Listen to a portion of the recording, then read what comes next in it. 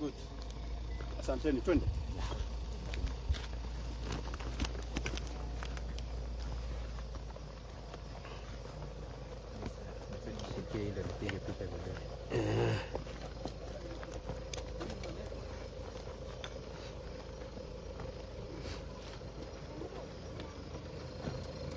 Ati huku kunaitwa? Naitwa Walel Chapchap. Ah. Karibu Eh.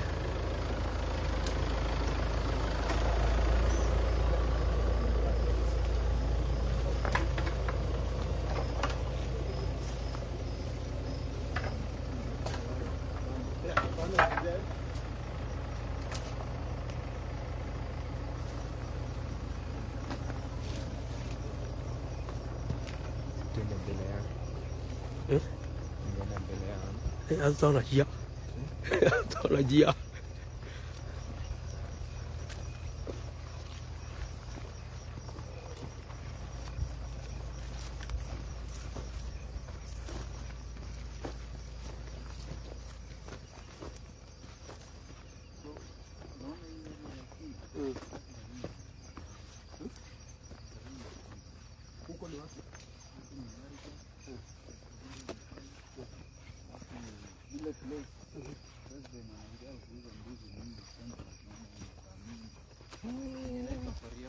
Pale kuna kuanga na soko ya mbuzi. Okay. So, wakati utarudi hivi, unaenda kuna hiyo njia kurudi na hiyo. Okay. Hii ni bari.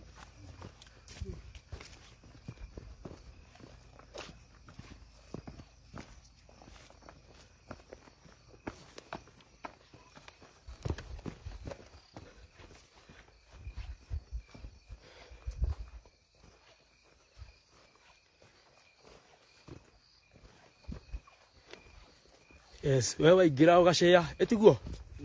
Mashego shea. Witane.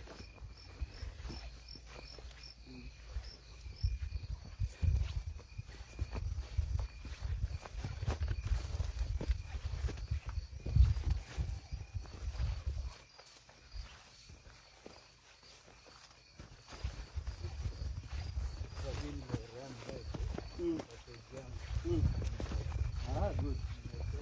God bless you.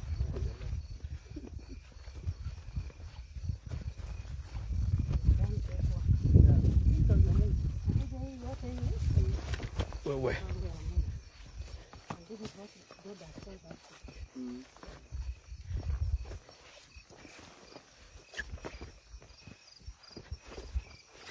Wewe. Niko sawa. Oh, nimewakisha tu.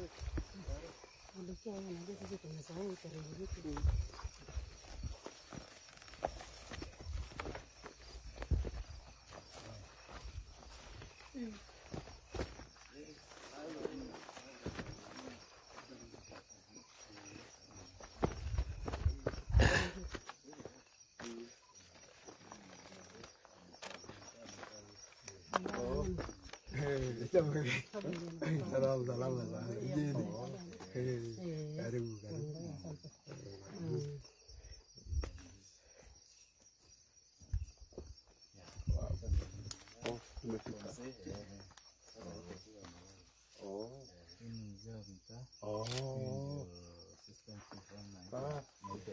Okay.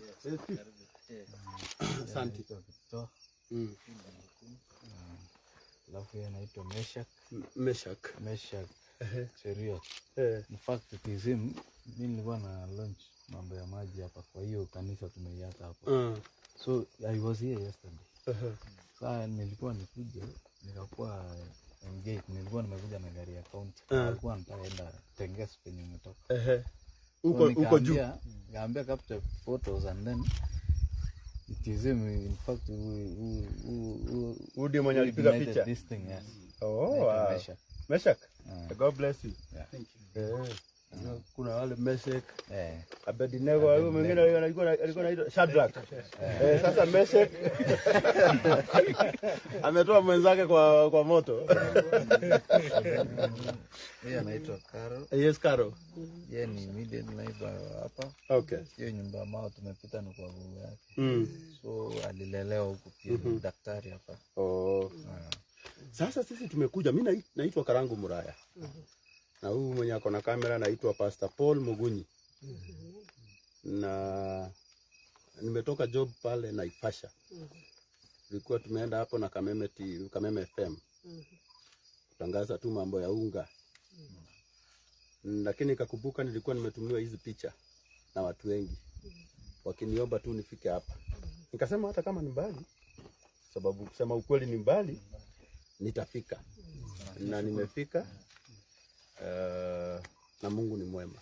Najua hii blanket sikuwa nimenunua hapa. Nilikuwa nataka sababu kesho kuna mahali napitia nipelekee mama yangu. So hii ilikuwa kwa gari. Hakuna mahali nimesimama kwa supermarket.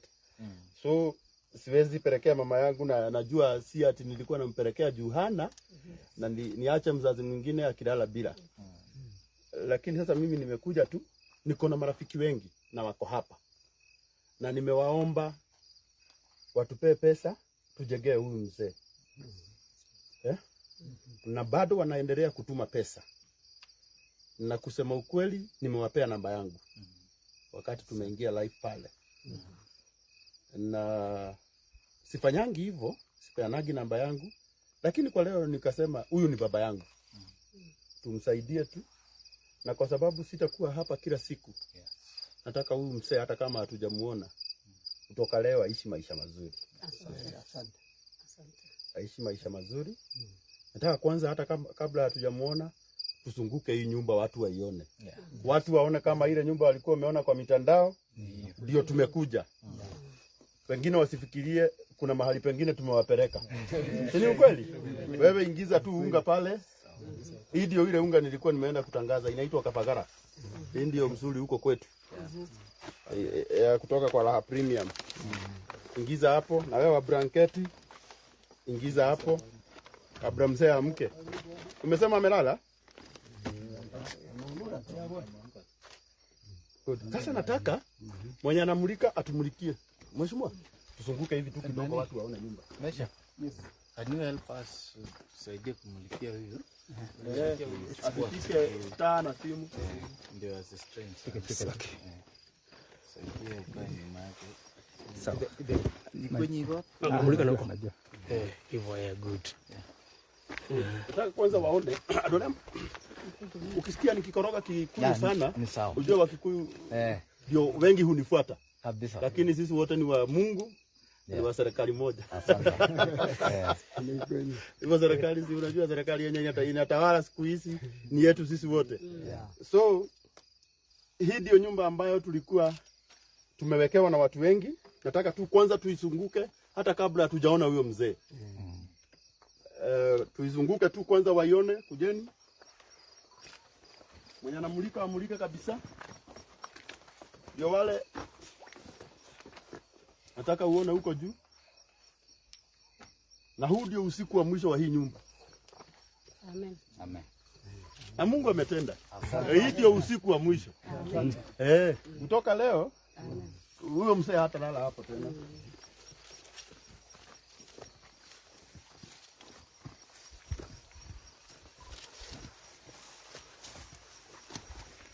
Nataka muone. Na mnasema tunagojea mvua El Nino. Nataka muone marafiki zangu. Kitanda iko hapo. Kuja uone. Mzee ndio yule amelala pale. Na hana shida, amelala kabisa.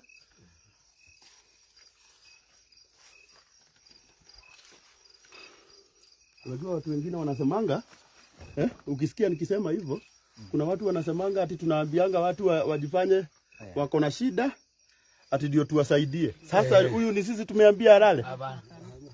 Angalieni kwanza.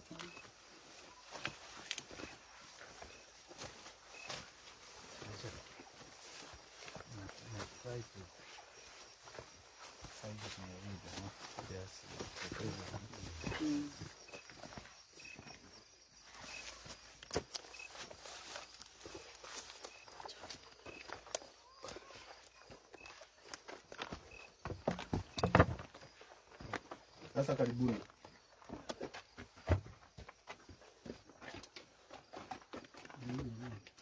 Mzee, habari yako?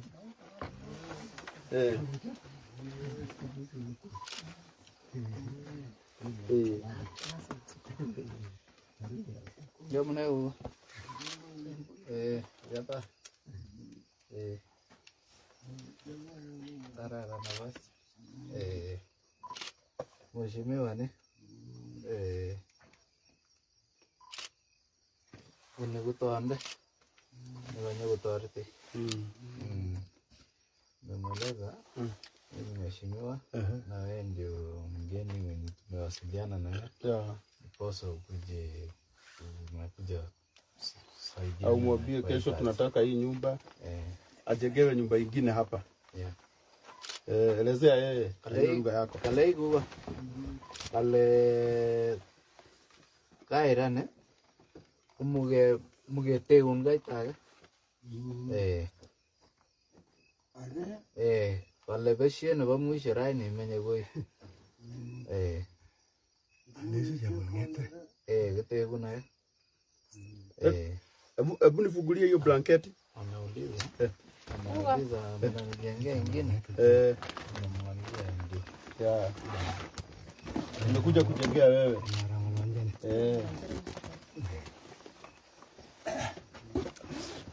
Chop, berta, nepsu. Dosen warap kabo. Namenyo. Aragen jida. Me aragen ni gimite. Besi chwaso wase. Amore geti. Jambol, demoy ngara jambol. Ay ko demoy, wa ta ga itin. Jambol, ngete me aragen gimite. Aragen ni oimi gorengu. Sitaki kwanza Sema kamera. Me aragen. toa kamera kidogo. Niko sawa. Hii ni blanketi, muelezee hii ni blanketi. Jambol, wagale no marangeti. Marangeti no mechi ke gonin geto kene mechi gonin ta yechu. Agonin ta yek, mera ole gitu chin sai. Me kwa mong goiti teo namara. Me kwa men. Doga leo. Ngono bagamat. Kala suwi lalma. Loli mama ne agumi. Hata ajua itatumika aje hii. Ndio elezea. Like gilo ginemeti. Egra dinu boita. Unaweza mlika sasa? Ndio kono kama mno. Hana shida. Najua kuna baridi. Una barite. Wewe na bagi elie. Hii ingine atatumia tu. Asante. Asante kabisa. So tuko hapa na hatutakaa sana. Kwa wale ambao wanatutazama, mheshimiwa nimeambia hao watu wanitumie pesa kwa simu yangu na najua watatuma. Najua watatuma. Kuna wale ambao wanatuma shilingi 100, shilingi 500. Umesema huyu mzee anaitwa aje mzee? Jambol, mzee Jambol. Chebon. Oh. Wow. Jambol Jambol. Yeah. So nirugano rwina kieha aria muratwirorera na ino ginya ndarie iko yo hanini at least yo nani ndigagituike na indira float nirugano rwina kieha muno rwa muthuri uyu na nimesikia ati ile shamba yenye imejengwa shule ni alipea. Hii ni yake, hii shule ni yake. Nani ataelezea? Shule huyu mzee alitoa shule. Na mzee shamba. Songa hapa unielezea anaitwa nani? Wewe ndiye nataka kama unajua story ya huyu mzee upeane pole pole. Ako wapi chief? Chief kuja. Huyu ndiye area chief. Area chief. Wacha tu tusikie kutoka kwa area chief sababu mzee hatutamsumbua sana mambo ya kuongea, si kweli? So kwa wale ambao wanaendelea kutuma mchango yao kwa huyu mzee namba ya simu ni 0728 238 170. Nataka kuhakikishia kuwa siku ya kesho kama hii shamba yote ni ya mzee, watachagua mahali pengine wajenge nyumba. Na kwa siku 3 mzee awe amehama kwa hii nyumba. Sawa, asante. Si ndio chief? So pesa itapatikana na nitakuachia pesa yote ambayo itahitajika, na ile itabaki vile watu wataendelea kutuma itakuwa ya kusaidia huyu mzee. Ndio sasa. Ni sawa? Kwa maisha yake yote ambayo Mungu atampea, asiwahi kuwa na shida kama hii. Najua watu wengi ambao wamelia sababu yake. Kuna watu wengi ambao labda tu hiyo shamba yenye alipeana kwa shule ndio imeniguza. Labda hiyo tu Mungu ndiye ametumia. Sababu kuna mtoto mmoja ambaye atasoma kwa kupitia huyu mzee. Lakini sasa wale ambao walitenda matendo mema hawafai kukaa hivi. Sisi tunaelewana watu hapa kunaitwa aje? Chemnyuru. So hawafai kuishi maisha kama haya. Ndio mheshimiwa. Na mimi nikushukuru sana kwa sababu penye ulikuja jana na ukaona huku tuzuia kutenda wema. Kwetu ni mbali, ni huko Murang'a Mathioya. Na Mungu ameniwezesha kufika hapa. So kwa wale wote ambao wanatuma mchango yao, tukiwa hapa na area MCA na area chief na mzee wa nyumba 10. Ako wapi? Tutahakikisha huyu mzee amepata nyumba. Hata gogo akapo. Anakaa hata mguu yake na mbaya. So namba yangu iko hapo. Na nimesema kwa sababu sitaki mambo mingi, pesa ya huyu mzee itatumwa kwa simu yangu. Lakini sasa nikitoka hapa tutakuwa tumeelewana na wewe chief na MCA, niwaambie ile pesa yenye tumepata, mfanye hesabu ya ile nyumba itajengwa kesho. Nyumba ijengwe ianze kesho. Kesho ni Saturday. Hata tunaweza sema leo ni Saturday. Watajenga hadi kesho Sunday. Kukosa kwenda kanisa siku moja haiwezi kufanya ukufe. Watajenga watajenga leo Saturday, kesho Sunday na Monday. Nataka after 3 days kwa uwezo wa Mungu huyu mzee asikue kwa hii nyumba. Na wewe akikaa vizuri. Sasa nataka tu, sababu watu wengi hawamjui, hawajui vile kama ako na familia. Labda kuna watoto ambao walitoroka na wanatuona, kesho uwapate hapa. Unajua hiyo mambo yote inajulikana na chief. Chief, na sababu mimi ni mgeni, nataka tu kwa heshima utusalimie na nikupongeze kwa sababu umetugojea masaa mingi. Mungu akubariki sana. Na afisa wetu wa serikali wajue huyu chief anafanya kazi nzuri. Assistant chief. Wow, huyu atapewa promotion huyu. Ukiona mtu ananyenyekea, anagojea mtu mwenye hajui kwa hiyo masaa yote, Mungu wangu akutendee mema na upewe promotion. Amen. Salimia watu. Wageni, mheshimiwa, na sisi wote ambao tumechumuika hapa leo, nataka kwanza nipe pongezi Bwana Muraya kwa kufika hapa. Na mheshimiwa, ile initiative wakati ulipochukua, Mungu ametusaidia. Na tumefika hapa siku ya leo kwa huyu mzee Chambul. Huyu mzee Chambul sasa tunamuona miaka yake imeenda. 96 years old is not small. Ameng'ang'ana katika hii maisha akiserve Kenyans. Huyu mzee ametusaidia. Sauti kidogo. Huyu mzee ametusaidia akatupea shamba ya shule in the year 2000 to 2002. Akatupea shamba ya shule, akasema watoto, kwa sababu watoto walikuwa wanaenda mpaka huko juu Barbarma. Akasema watoto wakaribie hapa. Ni wachanga, watoto wachanga. Akasema mimi nitapeana shamba kidogo, watoto wapate ile preschool, wasomee ndio wakue karibu na hapa. Mzee akatupea shamba, ndio tukaanza kung'ang'ana. Mheshimiwa Gideon Moi akakuja akatuchangia kidogo, tukaanza kuchenga. From there ikaanza process, ikaenda grade 1 all the way up to now tuko grade 5. Na yeye ametusaidia. Wakati tumeongea kwa hapa hii pale tuko na watu wengi ambao wachiweze kama yeye. lakini sasa yake ni ile worst, ina worst scenario. So sisi tunaomba hiyo usaidizi na kufika kwenu, sisi tunashukuru.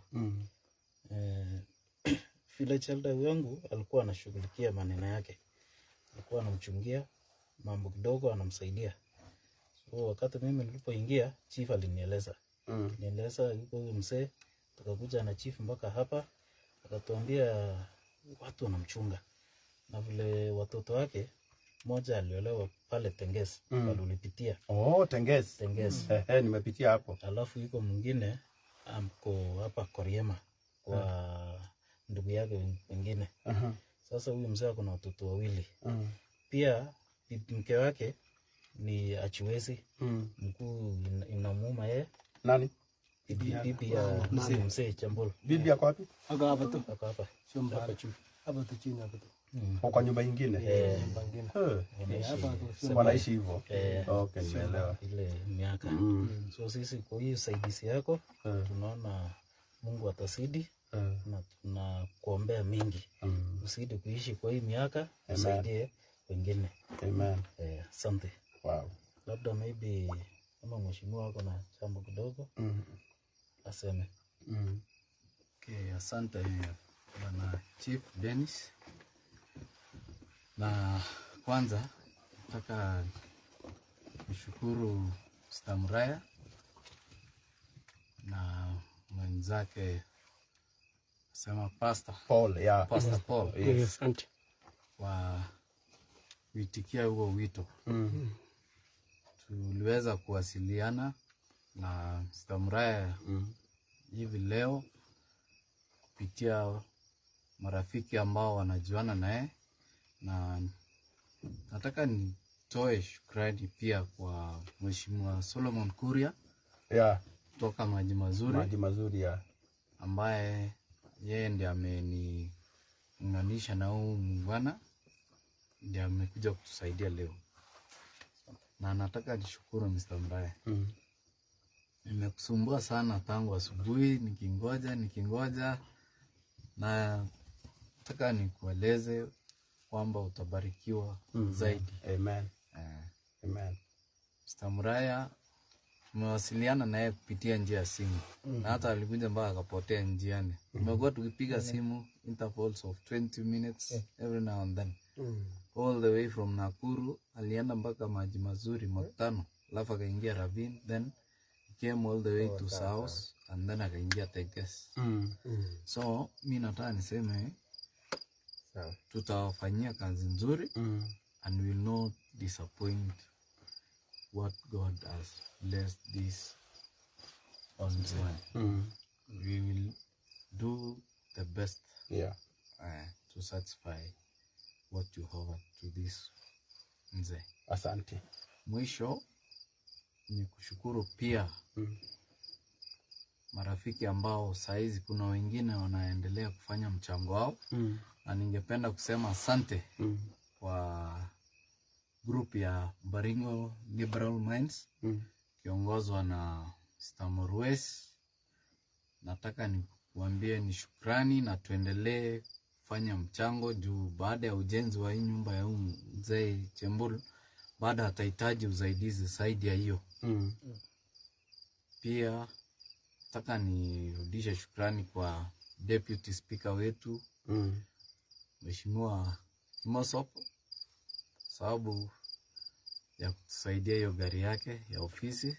Ndio hiyo. Ndio maana tumefika hapa kwa urahisi.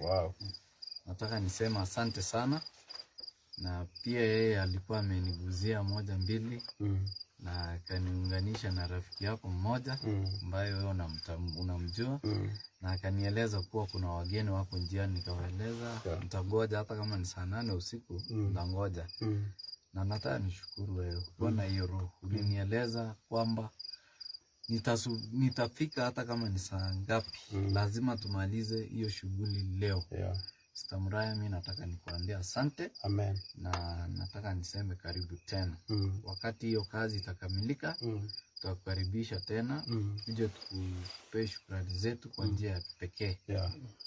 Mwisho ni kusema asante kwa hawa wenye wana kijiji wa hii area, kuna wenye wametoka sehemu ile ya juu wenye tunaingilia kwa hiyo junction. Niliwaeleza kuwa nitafika na ni vizuri kumtayarisha mzee kimawazo, asije akasikia ni kama ni wakora wamemtembelea. You would have ambushed him and then maybe anaweza stuka na maneno mengine mabaya yatendeke. Sasa nataka niwaambie asante, kiongozwa na mzee wa mitaa Mr. Ramini na ndugu yake hapa na hao wengine hao mnafaa wanakuwa wanasaidiana na chief kwa nyumba 10. Yangu tu ni kusema shukrani. Asante. Na pia ingekuwa ni vyema kama ningempea nafasi huyo madam. Mama mmoja tu amekuja na ni usiku, ni saa 6 all the way from Kabarnet. Unajua labda bwana yake ako live. Ni vizuri aone. Nimueleza nakuja hapa na kaniambia lazima tuende juu yeye amelelewa huku hadi mahali akafikia karibu. Wow.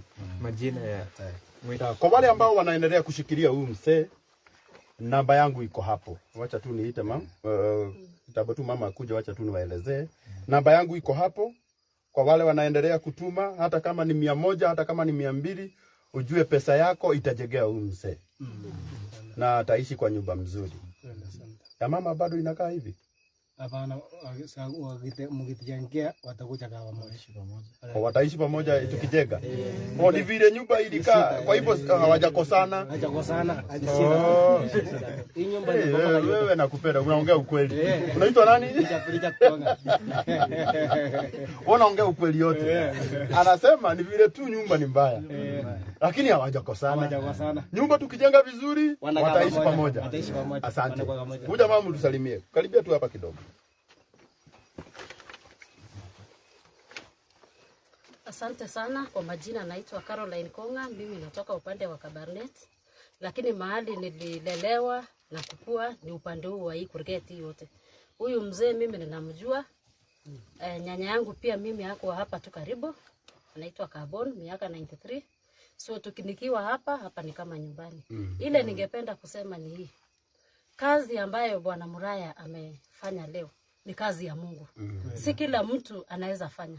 Yeye ametoka upande wa Naivasha, amekuja all the way kuja kuona huyu mzee ambaye ni kama guga yetu. Kwa mimi ni kama guga, kwake ni baba. Sisi ni kama guga.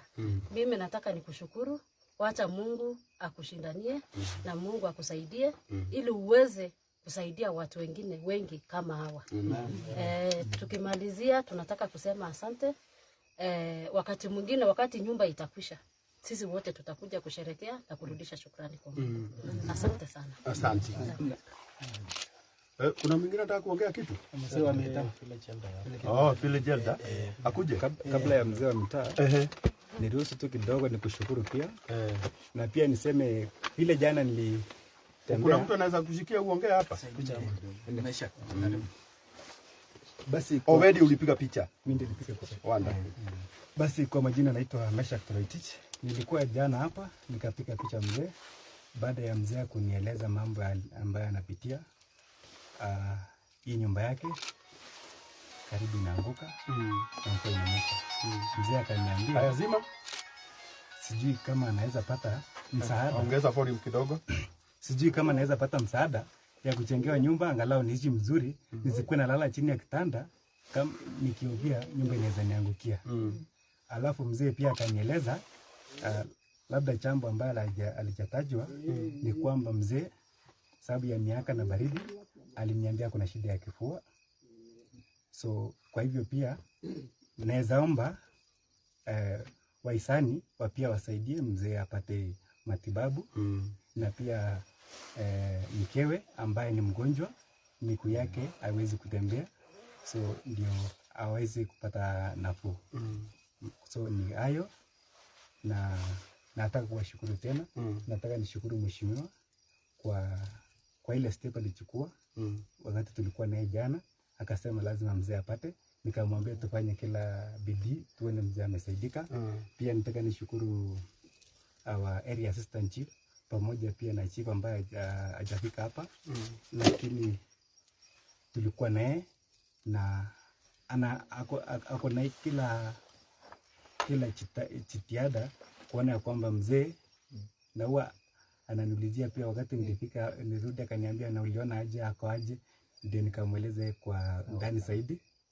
Na nataka nishukuru wote, mzee wa nyumba 10 William Kiblakat, nataka pia nishukuru kwa sababu yeye ndiye anachonganga mzee, anaonanga mzee alisi anaendelea mzuri, saa zile hajapata kitu anakimbia anaona mzee amepata kitu. Hiyo ndio kwenye mzee alinieleza. So nataka niwashukuru wote kwa kuchukua muda wenu kufika hapa na kumtakia mzee mema na pia kumsaidia. Kwa wale wahisani ambao mnasaidia kupitia Mr. Muraya, nataka niwashukuru in advance kwa ukarimu wenu. Asante. Asante. Sasa sitaki tuongee tena kidogo tu bwana chief, tutaendelea kuongea. Unajua tunaweza ongea tukose pesa. Si ukweli? Nataka kwanza tujaribu kutafuta nafasi yetu tupate pesa. Hao watu wote chief wenye tunataka waongee wataongea na mimi sina shida. Si ukweli? Lakini sasa unajua by the end of it all tutaulizana kesho, sababu nyumba tutajenga na nini? Tutajenga nyumba ambayo inakaa aje? Si ukweli? So kwa heshima tu nilikuwa nataka kwanza tu concentrate na mambo ya msee. Wote tutabarikiwa. Wachani tu niwaambie ukweli. Tutabarikiwa. Na venye tu tumejitolea usiku wa leo kuingia hapa, mambo yetu yatabadilika. Lakini sasa lazima kwanza tujiulize, msee tutamwacha aje? Nyumba tutajenga gani? Tutajenga na nini? Si ni kweli? So kwa wale ambao wanatutazama usiku wa leo, na waomba tu kwa heshima, kama uko hapo na uko na moyo wa kusaidia huyu msee, tuma mchango yako tu kwa 0728 238 170. 0728 238 170. Hiyo mambo ingine yote ambao wanaulizia tutaaminia nani? Tuko hapa. Tuko hapa. Na mimi najua nitahakikisha na MC ako hapa na chief ako hapa, so wa nyumba 10 ako hapa, tutahakikisha nyumba imejengwa. Si ni ukweli? So leo ni ado itu ndabona ngara ade maririe na gikuyu gitu. Ado itu rungi ndera tuteithiririe muthuri uyu. Na ni ndire no ndungi ndoka gwika guku. Kiria ngwenda kumwira ni ati waigwa ngui cienja cihana ta cie nyumba tondu muthuri uyu wa hari akomaga. Agikorwo hena kindu ungiigwa ni ukwenda kumuhe aizi yanguka, si ndio msee? Sawa. Yanguki. Mzee habari? Uko sawa? Tudoi. Tungambia akae chini. Tungomba akae chini. Acha tu akae. Koguo okire urathi na mbere na gutuma ndirenda mutumange na ihenya nigenda tutikarare guku na njoke njire ciana iria cinengerirwo thimu cia ciari ondu hari ciana cioyaga thimu utuku Makare kona mekwenda. Agikundu kwenda kunyitirira muthuri uyu ukome. It is late. Unajua na wabianga ukweli. Kuna wale wanachukuanga simu za wasasi usiku. Anaingia kwa live, anaongea vibaya. Hao ndio nawaomba walale. Waachie wasasi ambao wanapenda kufanya mema washikilie huyu msee. Si ni ukweli? Sababu saa hii ni saa 6. MC anajua ukweli, mimi sijakwambia unipe pesa ya mafuta. Nilikuwa kazi na nimelipwa vizuri, lakini tu nikaona huyu msee tumsaidie. Na mimi najua kwa neema ya Mungu kwa hizi siku 3 ndizo tu huyu msee atalala kwa hii nyumba. Lakini hata saa hii kama kungekuwa na nyumba nyingine mahali tunaweza lipa, hangekuwa nalala hapa hata leo, akigojea nyumba yake ijengwe. Unaelewa chief? Lakini sababu hata bibi yake mmeniambia tu ako karibu, na pia yeye analala. Hata kama watalala kwa hii weekend, nataka mafundi ambao watakuwa wanajenga hii nyumba waharakishe mambo, ndio huyu msee atoke hapa na alale vizuri. Nasikia unaona hata hii blanketi yenye nilikuwa nayo kwa gari benye imemsaidia. Hii ni choto kabisa. Hii nilikuwa napelekea mama yangu kesho. Huko Murang'a. Nataka kukuambia ukweli. Hiyo ndio ukweli ya Mungu. Asante. Lakini sasa si hata huyu ni baba yangu. Kweli. Wacha hata yeye asaidike. Koguo aria marathi na mbere na gutuma kiria mundu enakio, namba ya thimu ĩ hau ya 0728238170 o kiria mundu enakio, na Ngai witu ni ekumurathima. Thank you muno. Sheira Maina 100, Eunice Mashira shiringi 100, Ruse Clement 500, Peter Joroge 50 bob, Samuel Warushohe igana rimwe, Mary Munyoki 100 bob, Caroline Mureithi 1000, Eunice Getahi 100 bob, Jane Wairimo 500, Grace Mwongi 100 bob, Tabitha Jerry 200, David Moirore 500, Caroline Boro 200, God bless you. Mase Karume 100 bob, Ann Kemani 200, tuendelee tu hivyo hivyo. Julia Komo 100 bob, Sarah Michael 100 bob, tuendelee hivyo hivyo. Mungu awabariki sana. 0728238170, hiyo ni namba yangu. Lakini pesa yote ni ya nani? Ni ya mzee. Mirika Mungai 100 bob.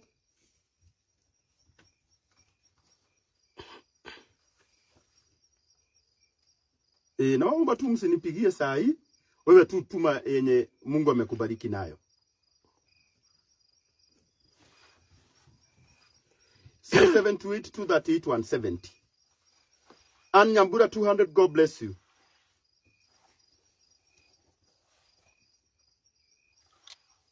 Simon Kehara 200. Eliud Goge Kemani 200. God bless you. 0728238170. Jane Wawero, God bless you. Jamrik wa Mwero 500. Mary Jerry 100 bob. Amu mutikahurira ici ciana citu.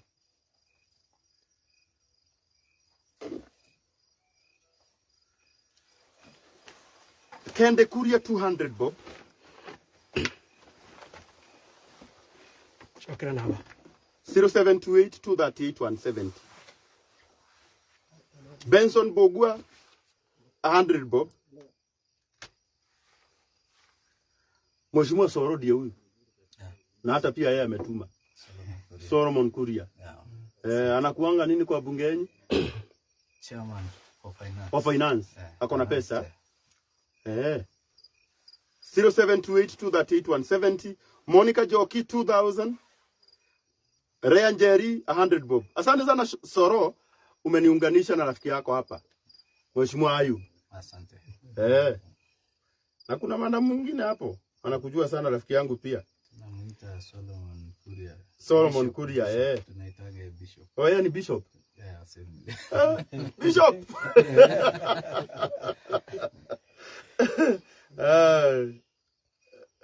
Unajua huku na huku, unajua na huku Lafin kumetoka rafiki yangu anaitwa Pastor Ben. Mdekengei. Ametoka kwa hiyo kijiji ya kina Soro. Sasa tutakuja naye kufungua nyumba. Pastor Ben, unajua huku ni karibu na kwenyu, lakini ni mbali. Si karibu bro. Bishop. Soro Bishop. Haya basi. 0728238170. God bless you. Moses Waruru 100 bob. Francis Dongo 500. God bless you.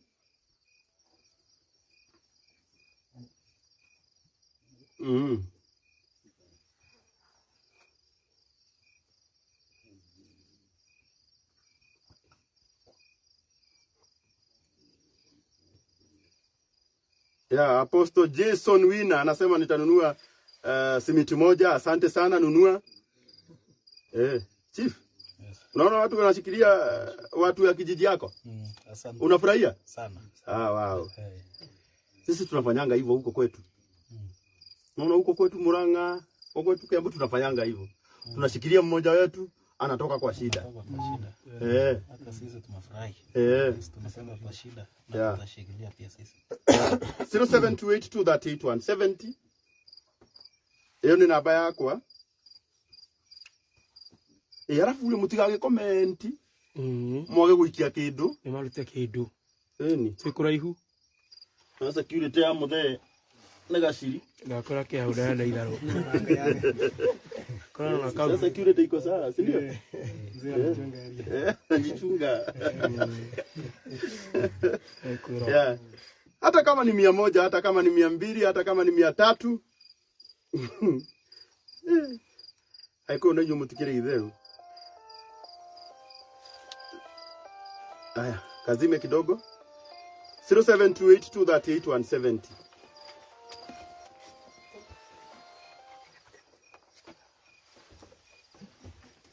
Yeah. Lakini kusema ukweli chief, hao wenye walipewa shamba hawakufanya justice. Wangekuwa wamekuja hapa hata afadhali wakoroge matope watengenezee mzee nyumba. Unajua saa zingine ukweli huuma. Msawa nyumba 10 yako wapi? Ndio huyo. Niko. Kuja ndugu yangu. Kuja uniambie. Nataka tuongee ukweli. Kwa nini kwa hivyo? Mzee apeane shamba ya kujenga shule. Na nyinyi mnamwashiria tu hivyo analala hivi. Ateseke. Hiyo ni justice. Unajua hata sisi tuko na shida sasa. Wewe una shida? Hata zile. Hata uwezo ya kuleta. Bana usiseme ati uko na shida. Unajua ni vizuri kuongea ukweli. Mzee alikuwa amekula, nani atamuuliza? Aboy, jambon. Akala kamgi? Ne. Tena kiama sogumnya. Lagatis, wayama nena? Sasa anakuwa. Alamazema alikula. Alikula? Sasa unaona? Nataka kukuuliza as a Christian, kama mtu mbaya ameokoka. Mzee wa nyumba 10. Mzee akatoa shamba yake hapa. Mjenge shule. Ndio watoto wenyu wasiende wapi? Mbali. Sasa unajua chief, tulisema security starts with you. Si ndio? Hata kuangalia maslahi ya jirani inaanza na nani? Na wewe. Sasa nataka sisi wote tujue kuna mahali tumefanya nini? Tumekosea. Si ukweli? Ndio wale ambao wanatutazama hapa wasiseme hapana hao watu si wazuri. Kitu ya kwanza ni kuaccept makosa. Tunakubali kuwa kuna mahali sisi kama jamii tumekosea. Si ukweli? Sababu hata kama ni hao watoto tungewaita siku moja tuwaambie, mnaona hii shamba ilipeanwa na huyo mzee. Mbwedeni hapo mtengeneze matope, mtengenezee nyumba. Si wangekuwa wamekuja? Unaona hapo watu kufanya vizuri. Sasa salimia hawa na waambie pole on behalf ya kijiji na watu wa nyumba 10. Ama ni aje MCA? Wewe hatuwezi tukakulaumu sana sababu hata hujakula miezi mingi. Lakini kama ni miaka kama 3 hivi. Kama ni wakati wa kampeni hata singeongea na wewe. Ningejua huyo mheshimiwa Ayub rafiki yangu anatafuta kura na mimi. Lakini sasa leo tunakuhurumia.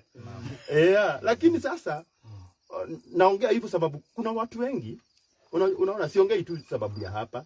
Kuna watu wengi ambao wako na majirani ambao walitenda wema, lakini wao wengine wakati walifika wakutendewa wakawaangalia tu na macho. Hiyo ni vizuri? Ni mbaya. Sasa salimia watu na waambie pole. Okay. Wanakusikiza.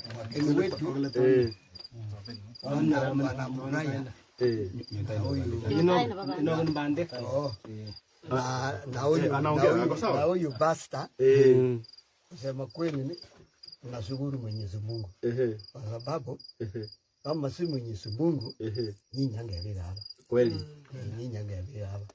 Ya pili mimi nashukuru nyinyi kwa kuona kwa Facebook na tukakuja kweli na kuamua usema nakuja kusaidia huyu mzee. Hiyo neno wewe nasema au kusaidia huyu mzee. Mimi nakubali hiyo. Mimi nakubali. Nakuomba msamaha. Asante. Lakini mpaka saa hii tumeketi na kuongea na huyu mzee. Iko hiyo shamba ngine anaongeza. Tumeongea, tumekubaliana kupatia shilingi 1,100 kutoka kwa naomba tu kwa CDF. Na hiyo bado hajaingia. Kuna shamba ingine bado anapeana. Anapeana kidogo vile na banana. Anaongeza na hiyo sio. Anaongeza ya ile ya mbele alipewa tu kwa heshima. Hapana. So Chifu angalia hiyo mambo. Sawa. Tuligete pamoja na chifu. Okay. tumekubaliana. Kama mmekubaliana ni sawa. Basi. Sitaki kuingilia mambo yenu. Mimi ni mzee ya bila shaka. Na mimi nasimamia hiyo mzee kwa ile pesa anasaidiwa. So mimi anachunga hawa kama wazazi yangu. Unajua hawa ni ya ukoo mwingine. Mimi ni ya ukoo wengine. Tumekuelewa. So nimekutolea kusaidia hawa. Hata kisikwa na homa. Mimi naenda kutafuta dawa. Kwa hospitali analete. Asante. Anakuja kupatia. Asante. Hata huyu gogo alizikwa na hii sijui naitwa hii ugonjwa. Ile naitwa kwa lugha yetu naitwa jeberberi. Alizikwa kabisa mpaka na karibu na kata. Akapeleka mpaka kwa gogo. Hiyo ni gani daktari? Pelaga. Akapeleka mpaka juu huko. Alafu daktari anakuja kutibu sindano. Mpaka kimaliza ndio naleta. Sasa saa hii kwa sawa. Asante. Shukrani sana. Asante. Shukrani sana na muendelee na hiyo moyo yenu. Muendelee kabisa, saidia wengine. Si huyu peke yake. Amen. Tutawasaidia. Saidia. Tutawasaidia. Mungu atabariki. Na Mungu atatusaidia. Hata sisi tukisaidia yeye kuungana atabarikiwa na Mungu. Lakini sasa nikuulize, mzee ako na mahali pa kujengewa? Iko. Shamba yake ni kubwa. Sini shamba yake. Na shamba na kubwa. Anaenda mpaka shule. Hapa mnajenganga nyumba za nini? Iko kujenga. Mawe iko karibu. Iko mbali. Si mbali, Tengesa. Na huko Tengesa. Okay. Angalia tu iko mara mbili. Iko kujenga ya mawe ama kujenga ya mabati. Ya mabati. Iko mara mbili. Okay. Kama kabla sijatoka hapa tutakuwa tumeongea tutajenga jumba gani, si ndio? Kulingana na ile pesa tutapewa na hawa watu. Si ni ukweli? Sababu pia tungetaka tuachie mzee pesa kidogo. Sababu unaona hiyo ya CDF sasa mmesema bado haijakuja na iko mbali. Kuna kitu kingine? Na nini? Gogo. Alienda kuishi kwa nyumba hiyo karibu hapa. Lakini wanaonananga mchana. Anafanyanga hata kazi ile naweza. Hata kwa shamba haona uje nafanya. Na hamukumwambia tunakuja mama? Alikuwa amekuwa usiku. Alikuwa amelala. Nenda mgelie. Na mguu Mguu naomba nyingine. Si mzuri. Mzuri ni akaona waje tu alale. Na sawa. Alafu kesho atakuambia. Haya, tumeelewa. Kuna rafiki yangu kutoka Murang'a ameniambia nikusalamie sana. Amepiga simu akasema nimeona mtu wako. Amekuona? Hii inakuanga TV ya kwetu. Na TV ya kwetu huwa inafanyia watu hivi. Tukiona mtu ako na shida tunaenda, tunamsaidia ile kidogo mtu anatoa, kuna watu wanatoa shilingi 100, shilingi 200. Waendelee kushikilia huyu mzee. Si ni ukweli? So 0728238170. Na kwa niaba ya hii jamii neighbors wamesema pole. Sababu kuna mahali hawakufanya kazi nzuri. Si ni ukweli? Ndio sasa na mtu si ameomba msamaha. Mtu akiomba msamaha anapigwa tena chief. Hata kwa ofisi yako nikikuja kama nimeinua mikono utanichapa tena. So kwa wale ambao wanaendeleza vita tujue watu wa hii kijiji wamesema pole. Sababu huyu mzee ni mzee ambaye anafaa kukumbukwa. Kweli. Mzee ambaye ile shirika na watoto wengi? Watoto wengi. Kama wangapi? Around 500. Ona, watoto 500. Unaona tu huyu mzee kwa kujitolea kwake wanatolewa ujinga hapo. Hao ndio watakuwa akina Muraya wa kesho ambao watasaidia jamii. Si ni ukweli? So huyu mzee ni shujaa. Na shujaa anafaa kusherehekewa. Na anafaa kuishi maisha mazuri. Si ni ukweli? So hatutafanya blame game. Turaumu chief, turaumu mzee wa kijiji, turaumu jirani. Sisi tutatenda wema, twende zetu. Wenda kurathimwo tiga gutidoke orota andu rutakiria wina ki. Katiko mugunyi. Gogothia. Tondu ithu ni tukire. O uria Ngai agukuhotithia. Andu itura riri ni mauga ni sorry. Unajua na lazima niwaambie na Kikuyu. Ndio asikie. Hata nyinyi mnaongelesha msena. Na lugha yenu. Hata mimi niongea na Kikuyu. Andu itura riri ni mauga ni sorry. Mundu ngo ni sorry ndahura go. Mundu ngo ni sorry ndahura go hindingi. riu tunyitirire muthuri uyu na Ngai witu ni akumurathima ande hawa masema muno ni atukiinuke woi ni tondu no gutukuna twi kuraihu ya na kwa saa hii hawa watu wametoa shilingi 1,250 250,000 250,000 Daishi ni munyitirire muthuri na ngiri 250 Sigekinya ngiri 300 kana manali ile nyumba ya kika wale wa kika nasema ikifika 300 ama 400 nyumba tutaweza kujenga. Kwa hivyo kwa wale wote ambao wanaendelea kumshikilia, tumeni pesa yenu, tunaelekea shilingi 1,300 na najua tutamshikilia tu, hata kama ni 100, hata kama ni 200, wewe tuma na unatuma kwa simu yangu leo, na mimi nitahakikisha nimerudi hapa, hata kama ni mbali, tufungue hiyo nyumba. Karibu. Very soon. Karibu. Probably next week. Tutakuja hapa tena. Tufungue nyumba.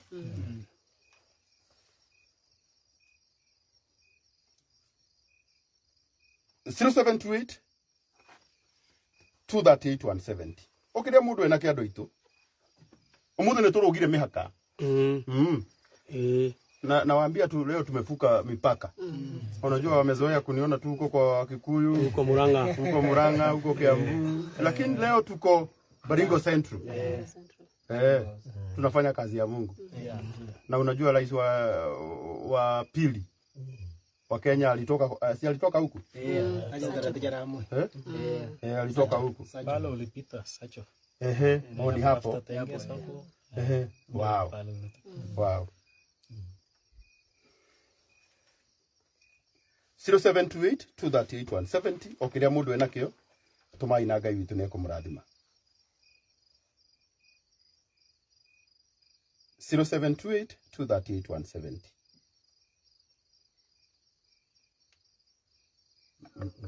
Mzee, umesema hakuna watoto wangapi? Wawili. Wasichana. Mvulana na msichana. Kijana kwa wapi? Niko chini hapo. Koriama. Ni mbali? Mbali kidogo. Anafanya kazi huko? Anakaa kwa chomba yake. Anakaa kwa chomba yake. Kwa nyumba yake? Mjomba, anko. Okay. ile magosto zaida Huyo kama angekuwa wa kwetu angechapwa na watu wote wa kijiji. Anasemekana ako na disability. Ako na disability? Pole sana. Huyo hawezi chapwa. Hawezi chapwa huyo. Yeah. 0728 238 170. Toma hiyo kile mundu enakio. Wewe ambaye ako na disability hatuwezi ongea kumhusu. Si ndio? Yeah.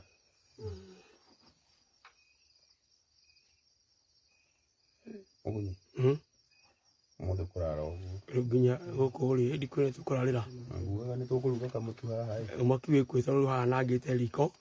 Riguruga rifiu. Ni hahiyo. No kiti muhoru. No thufuri. Yeah. So utikama kene tugutigirira ate nyumba ne yako. Na whether security ito is sawa. Iko muno. Mheshimiwa hapa. Leo anauliza kama security yenu iko sawa. Iko sawa kabisa. Kwa wima. Yeah. 0728 238 170. Yeah. Umesema msichana mmoja ndiye ameolewa? Ameolewa. Okay. Kedemoni lili. Demoni huko. Demoni. Mulika huko. Mulika huko? Mokena nyumba ole hana. 0728 238 170. Na labda pande hiyo. Yesu ni wega mama. Mheshimiwa kidogo. Mokena nyumba ole hana. Na kama guka mukuru. Karangu. Uko cio nani ari hinya. Aikorwo githuri giake ti kirwaru ri. Mani ari hinya. Aturagio ni Ngai uyu. Na wewe na thaburi yako nekanirio. Nikiki konirio.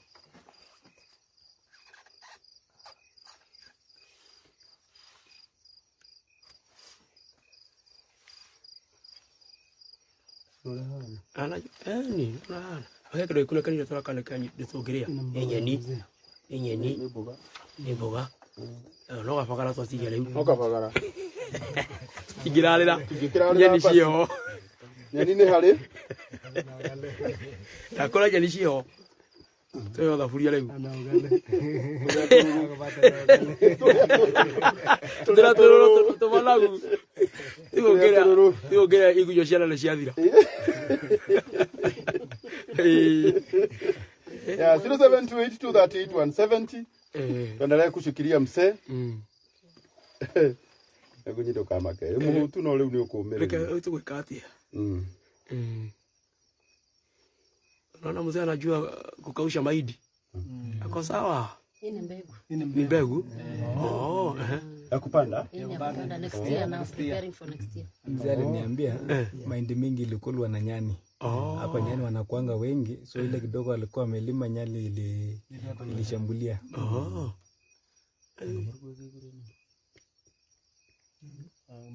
Lakini nyani murugwe mama Jerry. Mheshimiwa Soro. Tutume hali ule ya basi. Okay, reke kubwe. Ndakora reke ibahuria thabari. Yeah, 0728238170. Yo kana murata wako wetagwo mufa muni agikomire. Nego nete murata waku riri. Ukite hau. Mheshimiwa Masi. Gakuya. Ikiwe nake agistwiri atia. Anagwire tuthinikire baringo nginya twenda kuinuka tuinuke.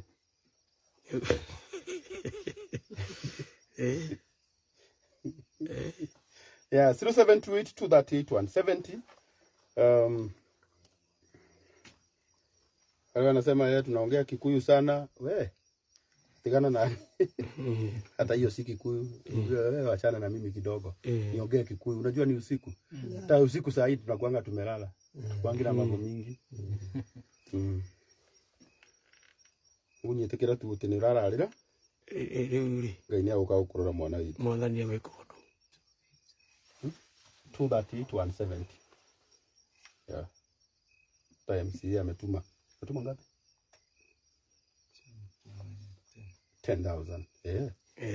Niseme hata yeye abarikiwe. Abarikiwe. Mheshimiwa Ayub MCA wa hapa. Ametupea 10,000. Sasa atapata nyumba mzuri.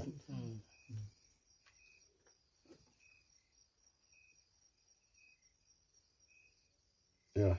0728238170.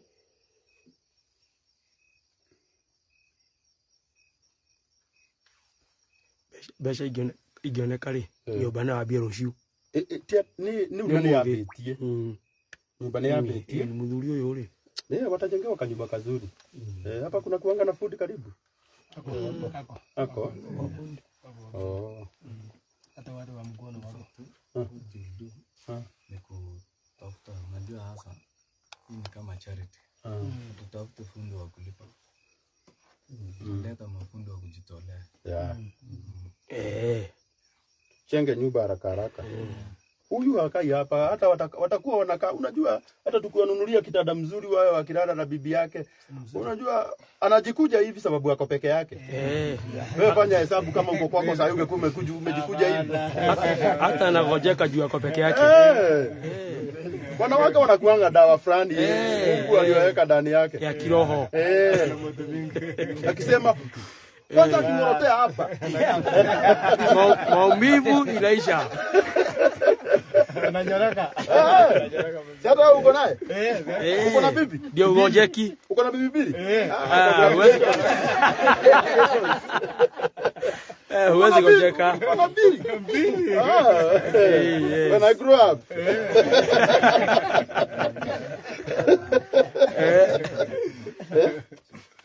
Chief ametuma ngapi?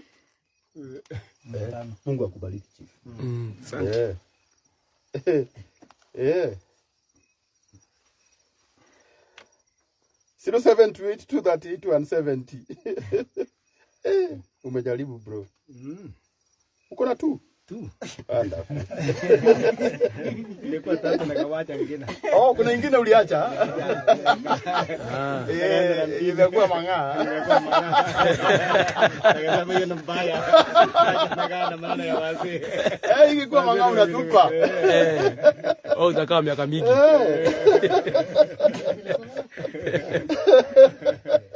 Mbili ni mzuri sana. Hapa ikiomana. Unaenda hapa kwingine. Kuongea kabisa. Maambie. Maana unga. Bibiri ni kitabu sana. Kama una unga unaenda mahali pengine unaenda kula. Unakula. Kesi utakuja. Na maisha Huyo ndio. Tukora wote leboti wako wala. unaenda lama shamba ngine alafu unakuja lama nyingine. Ajua Wakikuyu hawapendi kusikia hiyo mambo. Wana wao wajue hivyo. Bibiri ni tamu. Ngoja peleka mimi na funza hawa. Hajakuwa tata. Na funza mpaka tarasa. Asanteni sana. Nyumba itatumia ni ile. Atumia na ni tamu. Hiyo pili. Moja si tamu. Sio sawa? Hana namba. 0728238170. Ikiwa mbili ni tamu. Sawa kabisa. Maisha inakuwa 238 ya. Ukibeba stiria saba wanakimbia huko. Anaenda jificha. Ni mbaya. Ama anatolia huko na endelea tena. Kweli. Acha napeleka maana peleka hawa samana. Kunsa mpaka kala mtu na bala. Mbili. Maisha na Hapa? samana. Wow.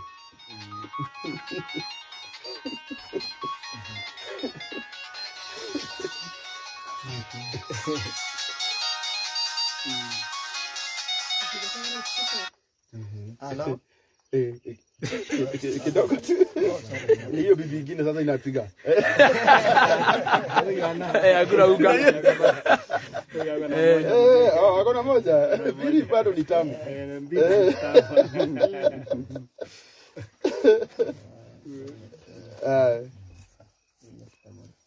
0728238170.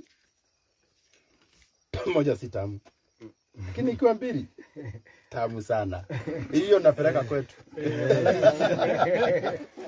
Ndio chief. Na unasikia ni mzee hapa amesema hapa.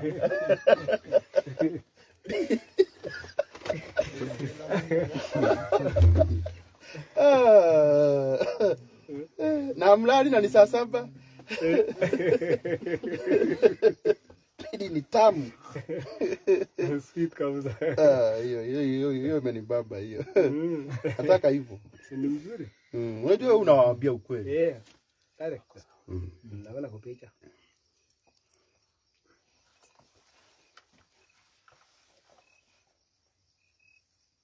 Zero 0728238170. Moja si tamu. Namba ni mbili.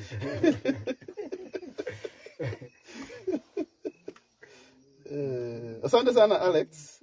Naona watu wengi wanatuma na wanani huyu ametuma shilingi 50 bob.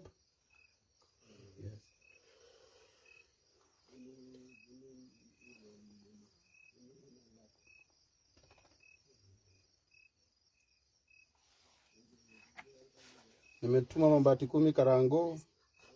Na kwani dama amelala? Oh, dama. Dama goshi. Dama karata kuwa meku. Pati ukire. Makomire.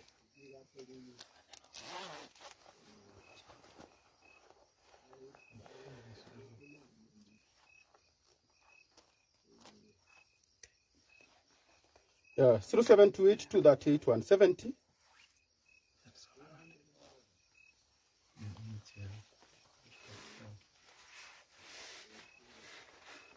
Tutajengea nyumba mzuri huyu. Tutajengea nyumba mzuri. Na watakaa nyumba mzuri. In Jesus name.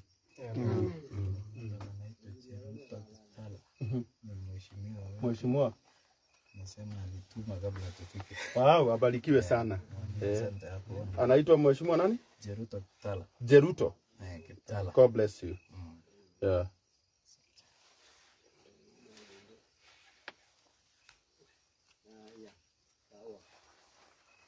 0728238170 ukiria we ugutuma Ngai witu ni agukurathima muno. Asante sana Jane Nyaria Kariuki 5000. Paul Joroge 300, God bless you. Joel Mumbi, God bless you.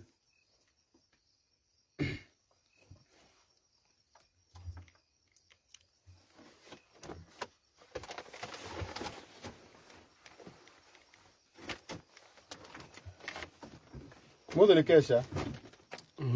Amarasha gotuku. Na nyama shanga tulore ule. Udiro ni mukuru muno. Agikuyu Ngai aromurathima tondu mwaruta wira mwega na inyuĩ. Na ngia muno kura gatandari. Gakari. By the way ngirutira mundu ukugura gitanda gicenjeke rucio. Kiremonia gaka. Kiremonia gatanda. Uthea komagira karua. Nini ngozi? Ngozi ya ng'ombe. Ilikuwa ya ng'ombe? Ilikuwa ya ng'ombe. Ya white. Unajua huyu mzee nililetea madre. Yeye akakataa.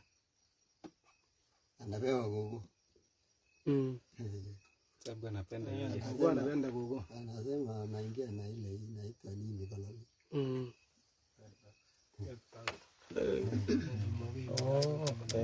Ogoni. Naitwa kunguni. Kunguni. Walimu jadida. Walimu jadida. Ametoa kitu. Sasa nimpe shukrani. Yeye ndiye amekuwa akinipea signal. Pia kuna wageni. Walimu jadida. Abarikiwe sana. Nasema asante. Huyo ni nani? Mani rafiki tu. Abarikiwe. Abarikiwe.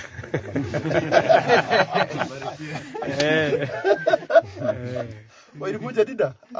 Blessings. Yeah. 0728238170 tuko karibu kumalizia. Sababu saa hii ni saa 7. Bado dakika 7 na yeah. Thai mwali agithwari muno ni marahe kenyita kuguru akirumane. Ali nakeo. Ali wega. Nasikia mheshimiwa anacheka. Kwa hivyo anaelewa. Anaelewa kila kitu lakini wewe huwezi elewa hiyo.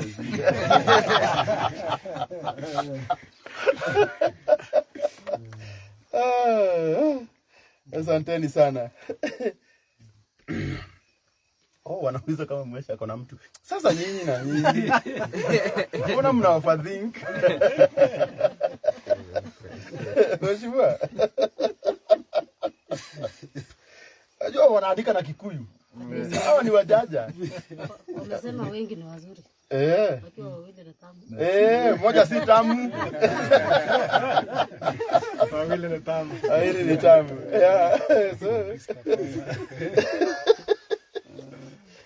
Moja si tamu. Hivyo mheshimiwa hata kama uko naye. Whatever you want to do with that information, it's upon you. Anaitwa Mheshimiwa Ayub, area MCA. Hii ward inaitwa aje? Ewalel chap chap. Ewalel chap chap. Ayub Kibet.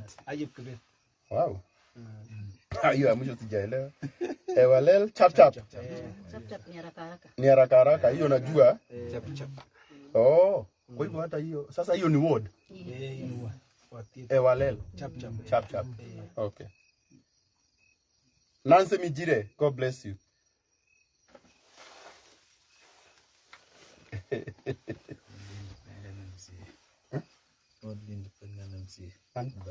Wewe? Wow.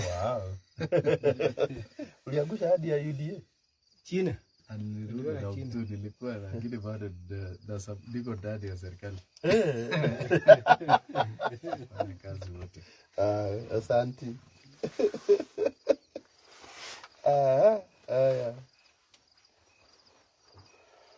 0728238170 hiyo ni namba yako kwa mundu ukwenda gutuma uteithio wa muthuri uyu.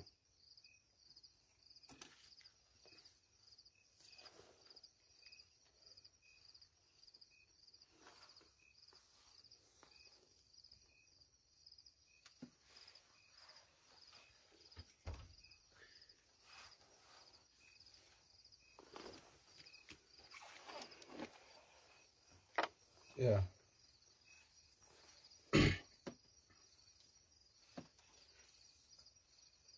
Zero 728 Ego manyithia haria tugukorwo tukinyite o uria turathie na mbere na wambia nitawaelezea hesabu yote mahali tumefikisha.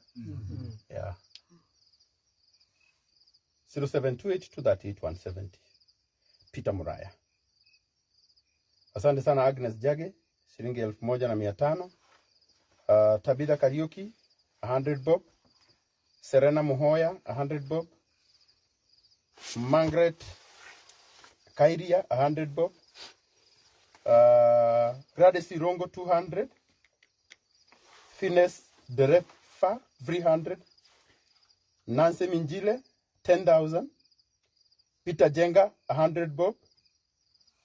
Unajua hii pesa watu wanahuwa wanapeana na roho. Yes. Kuna mtu anatuma shilingi 100 saa 7 ya usiku. Sini ile tu alikuwa nayo. Na anapeana kwa roho moja. Yeah. Thomas Jerry 200. Kennedy Maina 300. Teresia Kamau 300. Bantu Autospare 500. God bless you. Mary Gitao, God bless you, 1,000. Stera Medha 500. Tuendelee tu hivyo hivyo, hata kama ni 100, hata kama ni 200.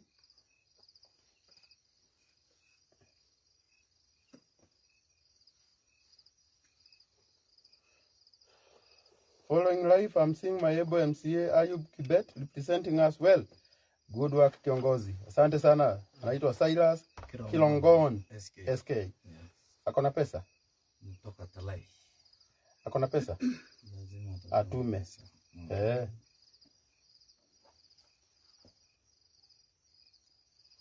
Anaitwa Ayub Kibet. Yes. Hata Facebook? No. Wamejaa inbox. Nafikiria ni wajinga. Ona wananiandikia Karangu hata utufiche. Tumeshajua anaitwa Ayub Kibet Facebook. Sasa sijui kama bibi yako anaweza pigana. Kama atapigana atapiga wengi. Yeah, 0728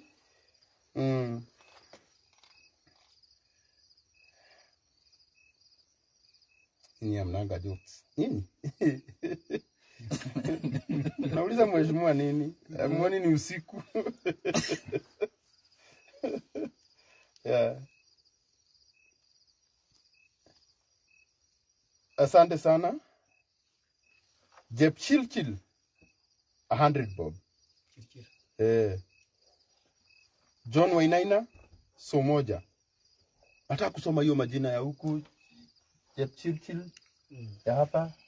Majina hapa inakuanga kama gani? Chepkemoi, Chepkevoi hiyo. Asiwaoni. Samuel Waroshohi hiyo ni ya kwetu. Virginia Wairimu hiyo 100 ni ya kwetu. Sifira Aboi Gatura hiyo 500 ni ya kwetu. Samuel Getau 50 bob hiyo ni ya kwetu. Moses Mungai. Nataka watu wao kubalingo pia wao. Na ndio maana naongea Kiswahili. Na wasipokuja nitaongea Kikuyu basi. Kuna haja nijiue na Kiswahili. Na wenye naongelesha ni wale tu wa Kikuyu wetu. Elizabeth Wanjeru, God bless you. Sare Kemani, God bless you. Dorcas Ilogo, God bless you. 0728 Haya, huyu anaitwa Liz.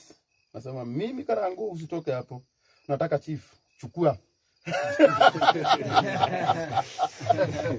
Ya pili. Iko ya pili. Nasema bili ni tamu. 0728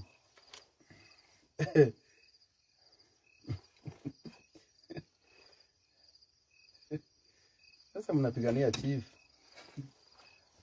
Nataka kuleta mambo kwa chief na hata hajaanza kutatua mashinda ya hapa. Unaongezea. Hata suluhisha. Nyinyi ni wabaya nyinyi. 0728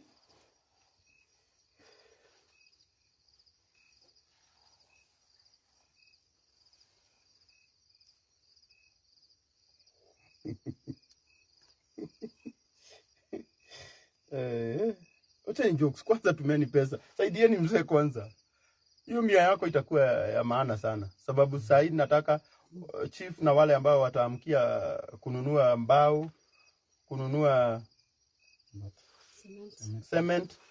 Sababu nyumba lazima tukologe ikue sawa, si ndio? Yeah.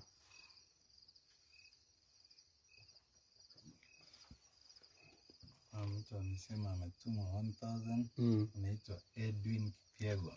Anaitwa Edwin Kipiegon. Asante. Ametuma 100? 1000. 1000, asante. Yangu simu imezima sasa, nimeshinda. Don't worry, utatuma tu. Yeah, 0728238170.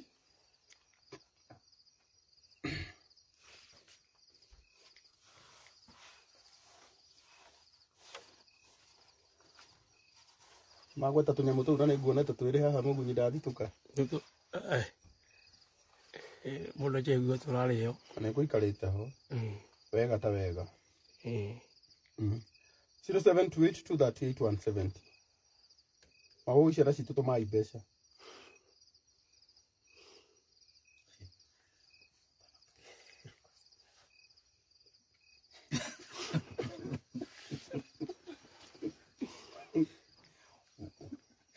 Hizi ni request. Na wamejuaje unaitwa aje Facebook? Hawa ni CID. Mnatumia chief request nikiwa tu hapa. Hamwezi ngojea kukucha.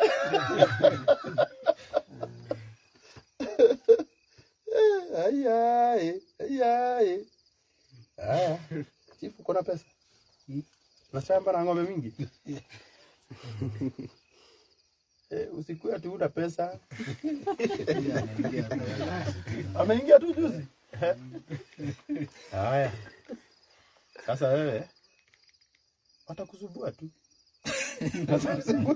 Change.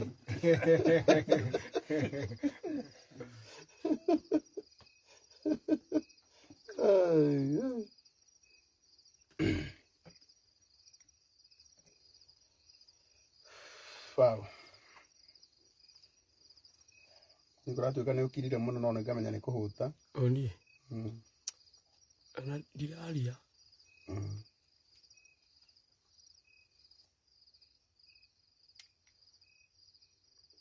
Mamu haja. Shakinya. Ni yakinya mugoja? Ni. Tukema heda ka 10 tulekia. Tuma 10.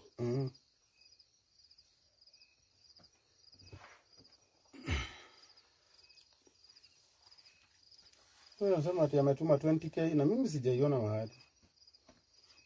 Wewe si tuangalie na wewe. Unajua watu wanakuanga wengine. Hapa kuna mahali unaona 20k. 100, 200, 250, 50 bob, 150. Message Colin 100 bob. Kaone. Unajua watu wanasemaga wametuma ati 20,000. Mwingine anasema ametuma 50,000, angalia. Nisigojewe na hapa ati niambiwe nimetumiwa mamilioni. Na wenye wanatuma si unaona? Francis Burumagana Mary. Zima kidogo. Sorry. Nataka uangalie. So, before useme umetuma 20k, wacha tu ikue real. Kelvin Masharia sasa huyo ametuma 5,000. Unaiona? Yeah. 0728238170.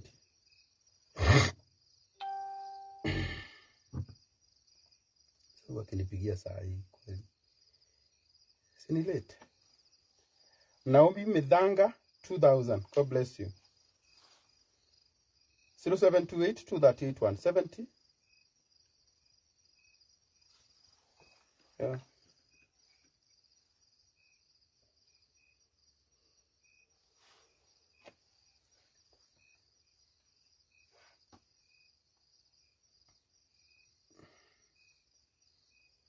Mutumire shivu na MC makoro mebisi. Magithoma comment cia nyinyi kwaja iretu itu.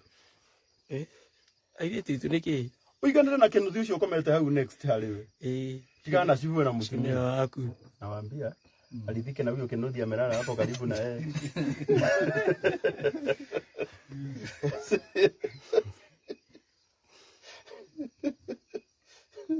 Utigo tudhokia shivo. 0728238170. Kuna mwingine anatuma kitu ama tumaliza Magunyi? Kitu mala ikumi.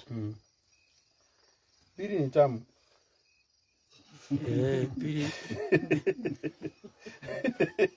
Moja na chungu. Moja ni chungu.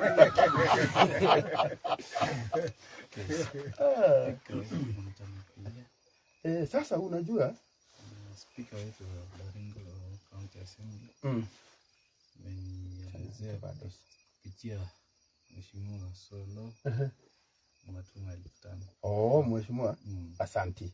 Speaker. Hii nyumba tutaifungua na watu wote wa Baringo. Watakuja na itakuwa hafla kubwa. Tufungue nyumba mzuri, si ndio? Nyumba ambayo itakuwa na kitchen, mama anapata mahali pa kupikia, anakuwa na bedroom. Hata huyo mtoto mwenye ako na huko, tahakikisha ako na kanyumba, si ni kweli? Na choo.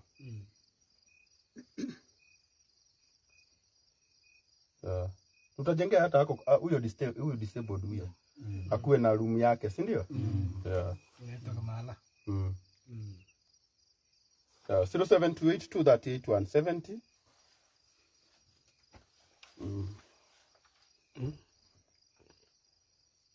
Ale mataramanya niko tuli twi guku Baringo Central kwa muthuri uyu. Ule tukire kuona ni undu wa nyumba eno yake koretwo igo mbica ciake cigathiururuka muno mitandao-ini. Na tuga tukumuteithia utuko wa umuthi. Mungu ndio kumonia nyumba. Hebu amlikie kidogo. Tukiendelea tu kumalizia.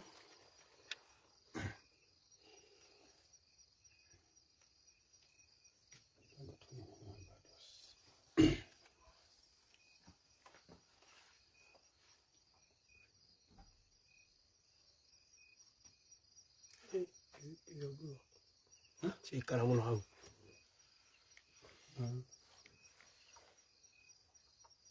Mbili ni tamu. Moja uchungu.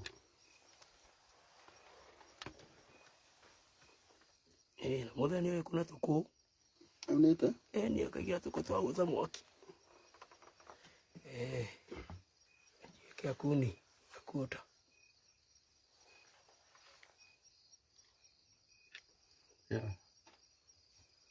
Tuko karibu kumalizia na kutoka asubuhi wa leo, siku ya leo nyumba itaanza. Leo tunaweza toka hapo nje kidogo, tuwaonyeshe kidogo hapo. Tuzunguke hivi kwa hivyo ndio wale ambao wanaendelea kutuma watume as we wind up. Si ukweli?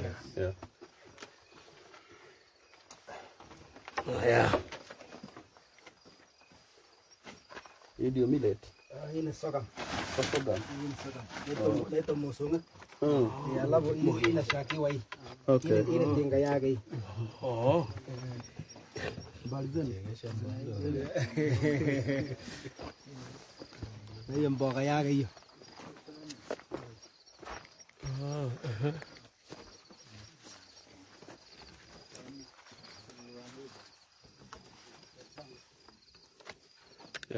Taka tuzunguke hivyo waone nyumba. Tuache tumejua nyumba tutajenga wapi, si ndio? Nyumba inaanza asubuhi. Very early in the morning. Ndio mheshimiwa? Yes. Tunaanza nyumba asubuhi.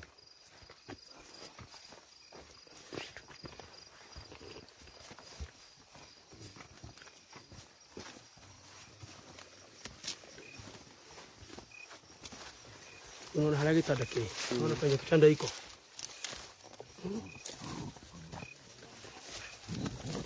Wewe.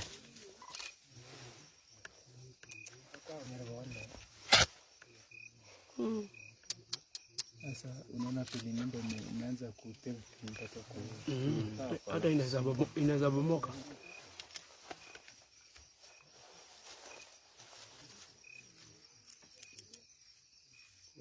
Hii miti yote iliyokulwa na mcho ndio karibu nyumba inaanguka. Mvua ikinyesha itabomoka. Asante sana Mary Kagoshi 5,000. God bless you.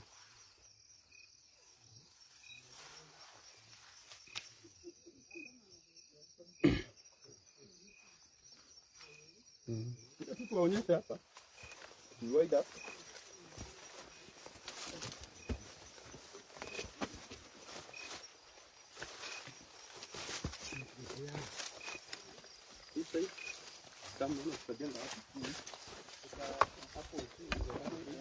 Afadhali hivyo juu unaona juu hata amekuwa mzee na accessibility ya vitu mingi sio nzuri kwa hiyo. Tumtoe na huku chini, si ndio? Unaona hii nyumba venye iko?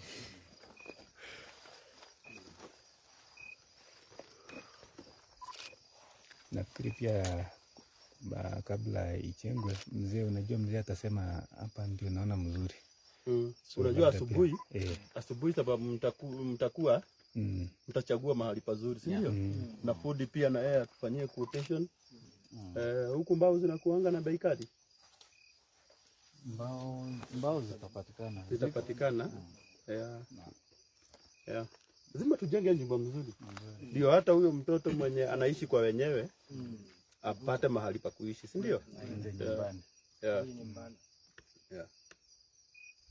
Na tutarudi hapa kufungua nyumba. Tutarudi. Bora tu venye tu tumeongea na mheshimiwa umesema tujue hii ni kazi tumeanza. Na hatutaki kumalizia pesa yote kwa mjengo. Ndio mzee apate kitu. Na pia aende hospitali. Na pia aende hospitali. Si kweli? So najua ni kazi ngumu sababu huku ni mbali, si ati ni mahali naweza kuja kila siku. Na pia mimi niko na familia na watoto. Na wangu pia ni wachanga. So wananitegemea. Inahitaji tu uaminifu. Tukikuaminia utafutie mbao, usitugonge sababu hii ni kazi ya mzee. Si ni ukweli? Na hii ni kazi ya Mungu ambayo tunataka kufanya. Na kwa wale wote ambao wanaendelea kutuma pesa yao, tumeni tu. Na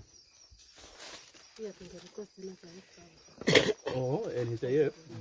Hiyo hata ni kesho. Very early in the morning. Iende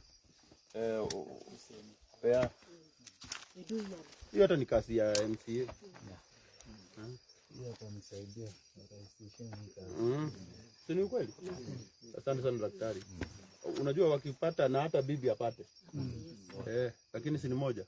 Tunalipa tu aingizwe kwa hiyo. So lazima tufike na hapo ndio tujue mahali nyumba itaanza kesho na tuelewane. Sasa hiyo tutaelewana sisi wenyewe. Ndio hata nyinyi mjue nyumba ambayo tunajenga. Si ni ukweli? Hii si kazi ya mtu mmoja. Na mimi nasemanga hivi, hapa sijakuja nikiwa na nia nyingine, nimekuja tu kufanya kazi ya Mungu. Mtu mwenye anafaa aangalie hiyo project kabisa, ndio kesho achaguliwe tena ni huyu.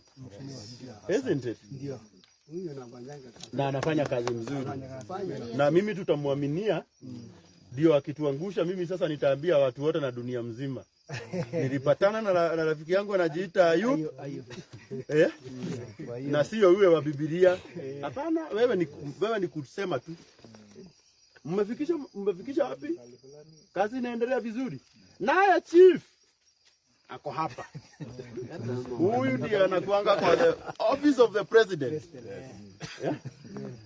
Unajua huyu nikimuona hapa, najua rais ako hapa. Sababu huyu tu ndiye amepewa kibali cha kuandika ofisi yake, the office of the president. So chief ama assistant chief nasamanga ni mtu mkubwa sana kwa hii serikali. Sababu kama hapa hatungekuja kama chief hajui. Na ndio maana nilisema chief aitwe. Ni kweli? So chief tunakuomba tu kwa heshima. Sababu sisi tumejikakamua tu na tumekuja kufanya kazi ya Mungu. Nyinyi mkiwa wawili hivi. Mfanye hii kama hii ni kazi ya baba yenu. Hii nyumba imalizike haraka. Tuokoe ile pesa kidogo tutaokoa. ndio huyu mzee asiende kwa nyumba mzuri awe akilala njaa. Najua hiyo si mzuri. Yeah. So najua mambo yote yatakuwa sawa, na wale wote ambao wanaendelea kutuma hata kama ni 100, hata hiyo unaona, unajua nasemanga hivi, kupeana si ati ni wale wanapeana 10,000. Hata huyu mwenye anapeana 50 bob ni yenye alikuwa nayo. Nataka uone saa hii ni saa 7:16 na kuna mtu ananiangalia kama amelala ako kwa kitanda lakini anatuba 40 bob. Sio ni ile pesa alikuwa nayo kwa simu. Na sikuwa nimemwambia ati nitakuja live unitumie pesa. Hata wengine tu ni wale ambao wanaamkaga saa 7 kukunywa maji. Ameamka kukunywa maji akapata mwingine yako live. Anashindwa kwa nini mkoloni na kuanga wazimu. Ani pesa tu anaomba usiku, akaingia kwa simu akafanya nini? Akatuma. So Mungu awabariki sana, nyinyi ni watu wa maana. So kwa wale wote ambao wanaendelea kutuma, hatuwezi lala hapa tukiwaomba pesa. Najua wataendelea kutuma hata tukimaliza hii live, bado wataendelea kufanya nini? Kutuma pesa. Na nataka mama kuja utuombee. Kuja utuombee. Si ni vizuri tuombee na huyu mama? Yeah. Amtuombee. Kabla tuomba. Pole. Toa shukrani. Na ningependa kutoa shukrani kwa mara nyingine kwa Mrae. His counterpart Pastor Paul. Yes. Bila kusahau Mheshimiwa Solomon Kuria, Yeah. alias Bishop. Lakini si Bishop. Hiyo ni jina yetu ya pale. Nimesema alias Bishop. Yeye ndio wana. Ukiongea nikisema hivyo unajua huyo ni rafiki yangu akali. Tunajuana. Anatuombea kwa kule mwingine. Na pia Mheshimiwa Kimosop, waheshimiwa wale wote, Mheshimiwa Jeruta Kutala, wale wametuma mkono yao. Edu, nataka nisema asante Krongon, na bila kusahau wenyeji ambao wamejitolea kuja kutupokea kwa masaa kama hizi. Mimi nataka niseme Mungu awabariki sana. Na nataka niwaahidi kupitia msanii wetu Mr. Mrae kwamba hatutawaangusha, tutafanya kazi nzuri, and we'll keep on updating you on a daily basis. Na sitasahau Mesha. Yes. Maana tushikia hiyo tafa. Kama si wewe, wakati nilikuwa nazindua mradi wa maji, haya maneno hatungefika hapa. Na hatungepata kujua zaidi ya hii kazi tunafanya saa hii. Hatungekuwa tumeanza kazi kama hii. Nataka niseme asante, na tutazidi kufanya kazi pamoja na chief wetu.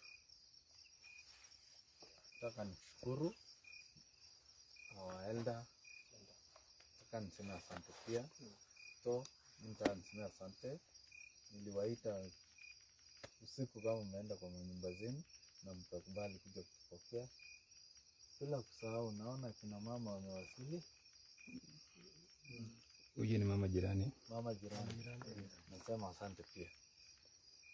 Na nitaomba kwa wale wanaosimamia huu mradi wa maji, sababu hiyo kazi itachukua wiki 2. Tafadhali wacha hiyo maji kuja direct mpaka mzee. Good. Number 1 iko ni kabla hata shule haijapata, wacha ifika hapo. Mahali tutajengea kwake. You don't need to strain to get water. Stage ya kwanza iko hapa. Ni hayo tu. Tutakaribisha Caroline alafu tuombe. Asante sana. Karibu mama. Asante.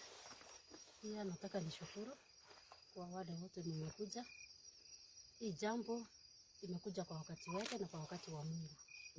Kwa hivyo mimi nataka niseme pia asante kwa kila mtu. Asante kwa huo wito mstambaye umeweza kuja kusaidia watu wako ambao pia ni watu wa Mungu. Yale umefanya unafanyia Mungu. Tunasema ni asante. Kwa hivyo nataka kama mtu ako na kofia tuweze kutoa, tuweze kurudisha shukrani kwa Mungu.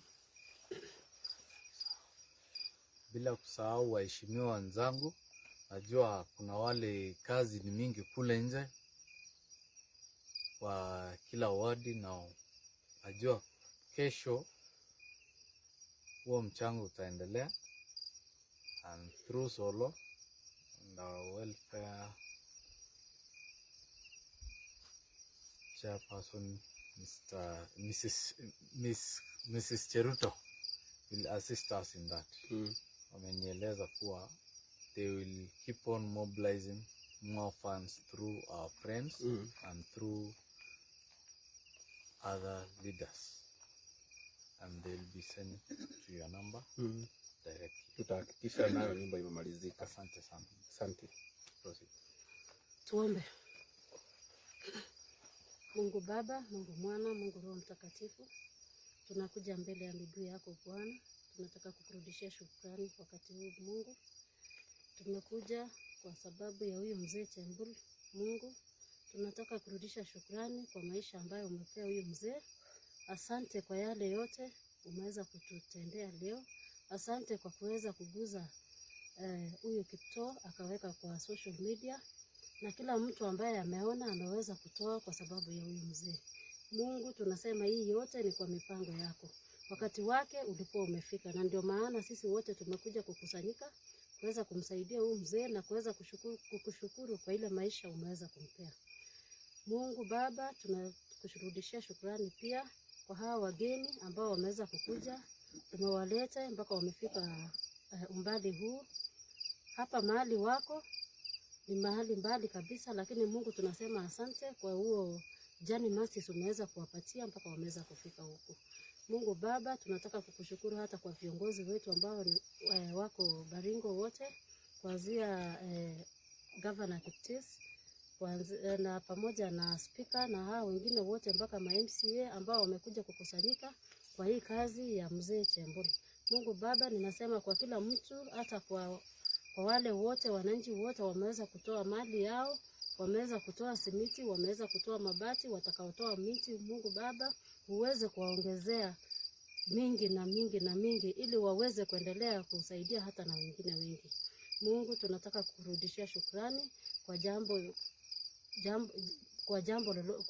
jambo hii. Nataka nikurudishie shukrani hata kwa wale wote ambao tuko nao pamoja hapa. Mungu, uweze kuwasaidia na uweze kuwabariki. Kubariki familia zao, bariki familia ya Muraya ambayo pia mahali popote walipo. Mungu, uweze kuwasaidia ili wapate kupata mengi, ili wapate kusaidia watu wengine ambao hata hatuwajui, lakini watakuja kujulikana kwa wakati wao ambao Mungu umepanga. Mungu, tunataka kusema asante. Asante kwa jamii ya huyu mzee. Asante kwa watoto wake mahali popote walipo. Mungu, uweze kuwasaidia na uweze kuwabariki na kuwainua. Mungu, tunaporudi hata sisi uweze kutupeleka kila mmoja mpaka mahali tumetoka, ili Baba sifa na utukufu urudi kwako. Ninasema ni asante. Asante Mungu kwa jambo lolote. Kama kuna jambo tumekosa, tunaomba msamaha. Na Mungu, tunataka kukurudishia shukrani pia kwa mpango ya huyu mzee ambaye inaenda kuanza siku ya leo, ili ikamilike kwa ile wakati umepangwa. Baba, tunasema ni asante. Kwa yale sijaweza kuomba, uweze kuniombea. Ninaomba haya machache katika jina la Yesu Kristo. Amen. Amen. Asanteni sana. May God bless you so much. Sasa tutapanda hapo juu. Ndio tuache kama tumeona. Unajua naye mzee akiamka kesho leo ataenda hapo hakikisha kama ni hapo na nyumba ianze. Si ni ukweli? Yeah. So hatutakata mgunyu, tutapanda tu hivyo tukiwa live. Na kwa wale wote wanaendelea kutuma, Mungu awabariki sana. Yeah, namba iko tu hapo 0728238170.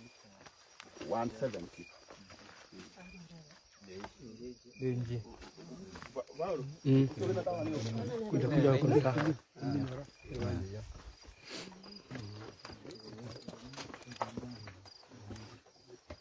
Nika piga picha.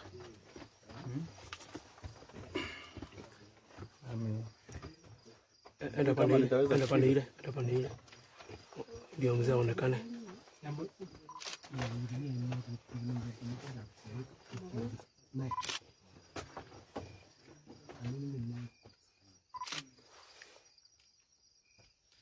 I think iko sawa.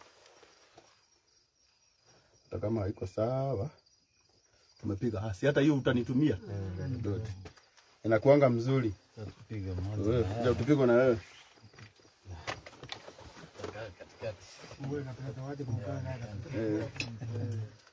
Maisha. You need to be here. Angalia hapa ndugu yangu.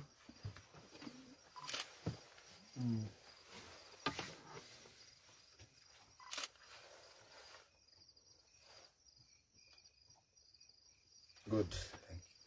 Thank you, tuko sawa. Umepiga? Nakuanga mzuri ya kubukubu. Chief, kuja bwana. Mama hapa chief. Hamu kunya nini huko leo? Kwa tajorito. Kuongea igunyo ne ciathira. Ndio ukimenya ni uri joka.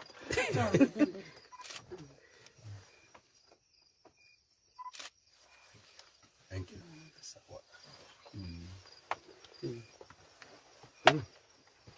Maisha, kesho utaonyesha hara mimi live. Hello. Yeah.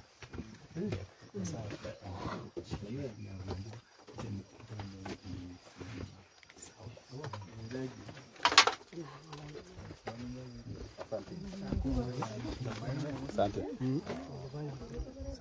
Thank you. Kulanya osioge. Uko na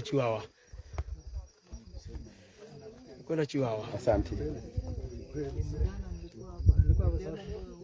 Okay. Thank you.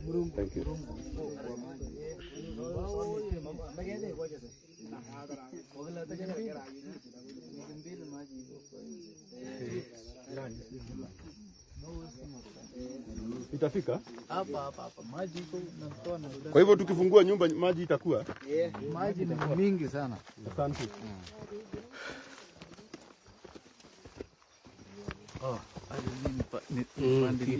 Pita.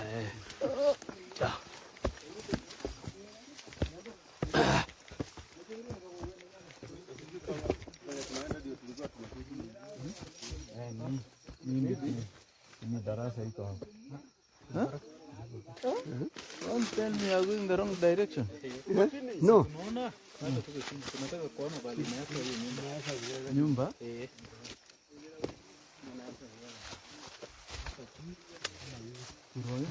Chief, tafute pia. Kwa pia wafunge mlango. Wasiachie mzee mlango. Tunapita kwa rahisi. Unaona? Ikifika hivi tuanze hapa. So this point is okay. Unasema tujenge hapa?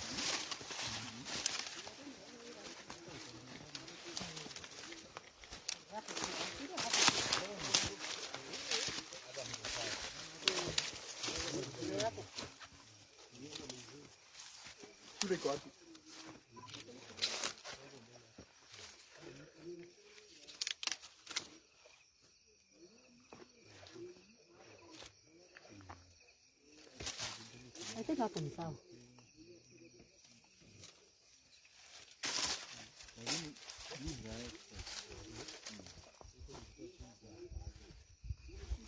Hapa iko sawa?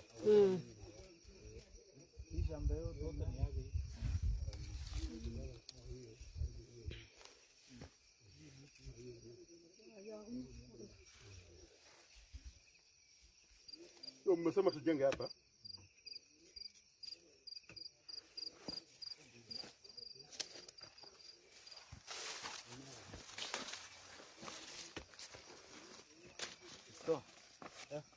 Na pia mtamwambia kama hako comfortable hapa, let us not go against His wishes. Yeah, tusikuwa against wishes yake, aseme mahali amependa pia. hapa iko sawa. Yeah. Mimi nakubali hii area ya juu. Hapo iko sawa. Twende hapo.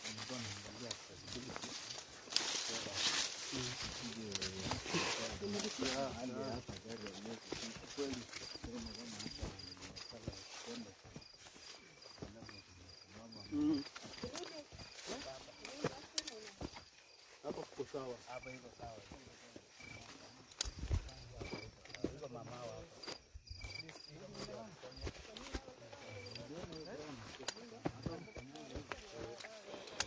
Hapa vijana waamkia asubuhi. So, mobilize. I know. Leo ukipiga simu hata huyu inamesha kwa hapa kila mtu. Najua vijana watakuwa. They have been following in many forums. Nimeshare widely. Oh wow. Vijana wa Ngetmoyo wamesema wamejitolea. Pia utanisha wote. Organize for future toy. Tutajenga nyumba ya room 3. Si ni ukweli? Room 3. Haikuwe na kitchen. Acho. Yeah. Na pia itafutwe something yenye watakuwa wanafanya for an economic activity like kishagi kidogo. Nimesema kitu yenye watakuwa wanafanya kama biashara kidogo. Sasa unaweza fanya biashara gani? Wanaweza kutengeneza kishagi ndio wasaidia watu wa huko. Na shule pia ashagie shule huko. Watu wanaendanga ushaka mpaka hapa wewe hapa.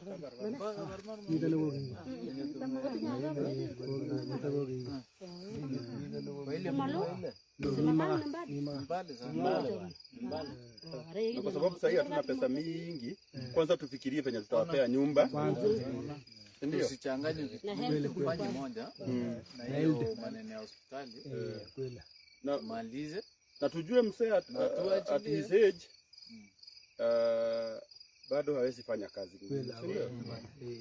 Kwanza tufikirie atapata nyumba. Wacha akae tu mzuri. Wewe hujamwadikisha kwa hao wakongwe? Tumemwandikisha. Anapata kitu? Yeah, anapata. Ndio mitaa amesema nikia kipa wangu.